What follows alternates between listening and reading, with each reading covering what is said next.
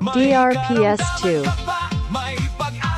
Ang bahaging ito ay handog sa inyo ng Graviola Plus Herbal Capsule. Munting paalala, kapag lumala ang sakit na high blood, agad na magpahinga, uminom ng resetang maintenance na gamot at dalhin agad sa pinakamalapit na ospital. Lalo pa kung may kasama itong matinding sintomas tulad ng pananakit ng dibdib o panlalabo ng mata. Ang hindi nakokontrol na hypertension ay maaaring humantong sa stroke, atake sa puso at pagpalya ng puso. Magpakonsulta sa doktor, DRPS ibalik ang 2. healthy lifestyle at para maiwasan ang sakit na high blood, uminom araw-araw ng Graviola Plus Herbal Capsule 3 times a day. 1 capsule every after meal. Graviola Plus Herbal Capsule. Produkto ng Nature's Medic. To God be all the glory. Graviola Plus Herbal Capsule.